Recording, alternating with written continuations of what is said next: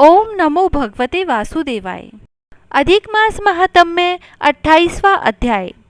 श्री नारायण बोले, धर्मराज की यह बात सुनकर चित्रगुप्त अपने दूतों से बोला, यह कदर्य पहले चिरकाल तक लोभग्रस्त रहा, फिर चोरी की, अतः यह पहले प्रेत योनि पावे, फिर बंदर बने, तब मैं इसे नरक की अनेक पीड़ा दूंगा। हे दूतों, धर्मराज के यहाँ यही क्रम श्रेष्ठ है। इस प्रकार चित्रगुप्त से आज्ञा पाकर भयंकर आकृति वाले दूत उस ब्राह्मण को मुग्दरों से मारते हुए फल रहित वन में ले गए। वहां उसे प्रेत शरीर में रखा, उस निर्जन वन में जहां पानी तक नहीं था। चिरकाल तक प्रेत बनकर भूख प्यास से अत्यंत व्याकुल घूमता रहा। प्रेत योनि के महादुखों को भोग कर फिर फलों की चोरी करने के कारण बंदर योनि में गया। हे नारद, शीतल जल तथा फल पुष्प आदि अनेक वृक्षों की छाया से घिरा हुआ जम्बू खंड में सुंदर कालिंजर पर्वत पर इंद्र का बनाया हुआ एक सरोवर था, जो पवित्र श्रेष्ठ पुरुषों के सेवन योग्य पापों का नाश करने वाला था।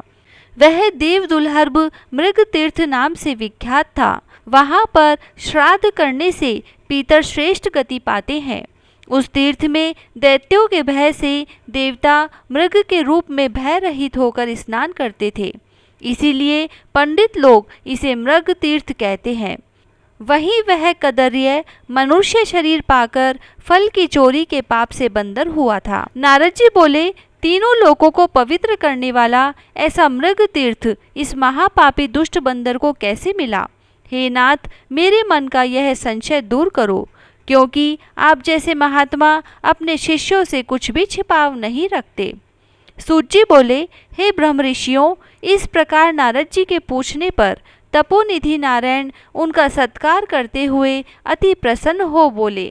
श्री नारायण ने कहा, चित्रकुंडल नाम का एक धनाढ्य वैश्य था। उसकी तारका नाम की परम सुंदरी पतिव्रता स्त्री थी। दोनों ने पवित्र पुरुषोत्तम मास का व्रत किया।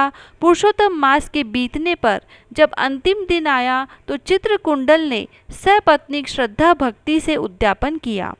उद्यापन विधि करने के लिए वेद वेदांग के जानने वाले सुचरित्र ब्राह्मणों को सपत्नीक आमंत्रित किया।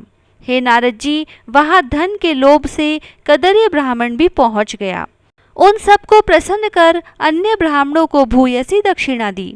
उसकी दी हुई भूयसी दक्षिणा से दूसरे ब्राह्मण संतुष्ट हो अपने अपने घर चले गए, किंतु अत्यंत लोभी कदर्य ही रोता हुआ चित्रकुंडल के आगे खड़ा हो गया और विनय पूर्वक गद्यवाणी से बोला, हे वैश्यराज चित्रकुंडल, आपने जैसा पुरुषोत्तम मास का व्रत विधि विधान से किया, वैसा आज तक किसी ने भी नहीं किया।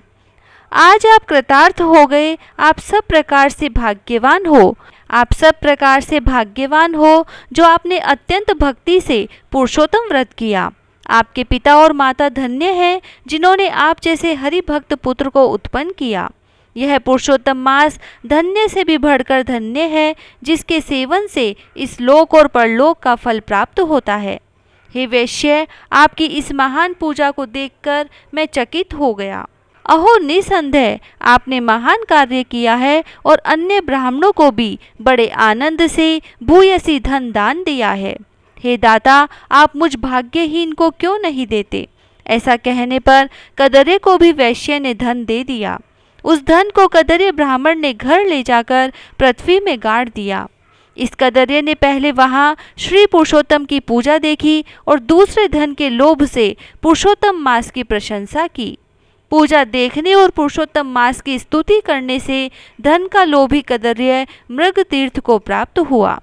सूत जी बोले, दर्शन और स्तुति करने से दुष्ट कदर्य ब्राह्मण को वानर की योनि में श्रेष्ठ तीर्थ का वास मिला। हे द्विजों, जो मनुष्य श्रद्धा से पुरुषोत्तम का व्रत तथा पत्नी सहित दर्शन एवं स्तुति करते हैं, उनके पुण्य का कहना ही क्या है।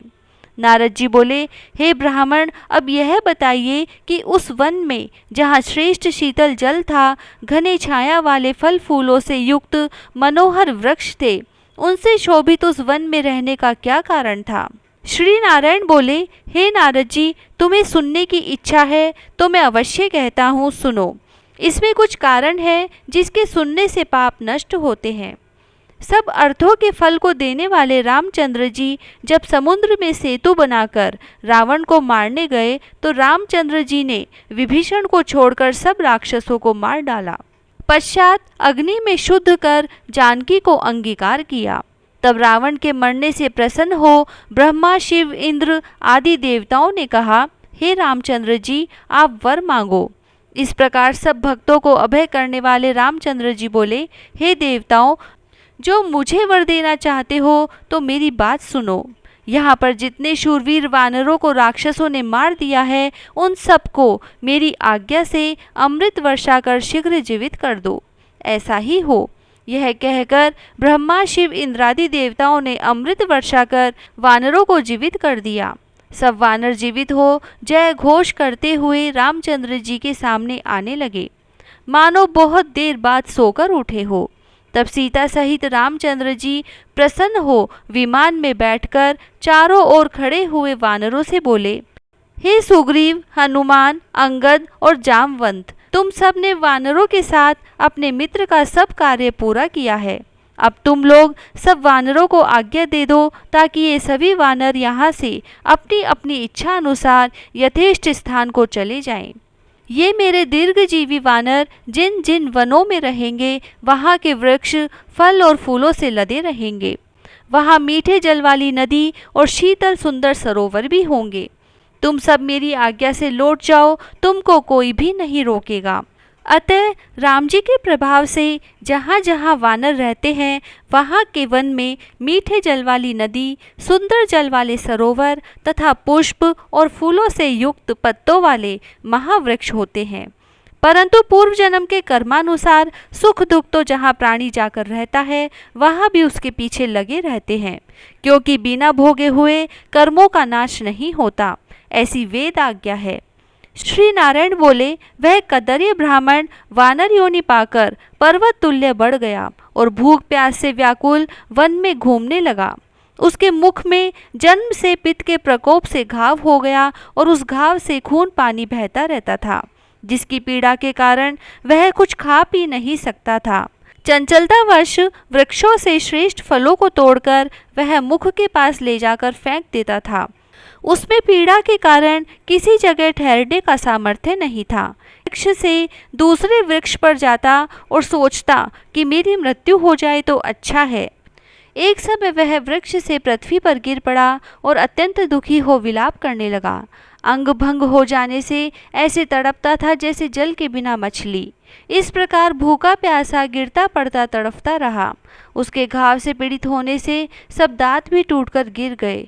पूर्व जन्म में किए पापों के कारण उसे अनेक दुख भोगने पड़े। इस प्रकार नित्य निराहार रहते हुए देव योग से पुरुषोत्तम मास आया। इस मास में भी वह उसी प्रकार शीत और वायु आदि से पीड़ित रहा। एक बार कृष्ण पक्ष में घने वन में घूमता हुआ प्यासा होने पर भी कुंड के निकट पहुंचकर पानी न पी सका।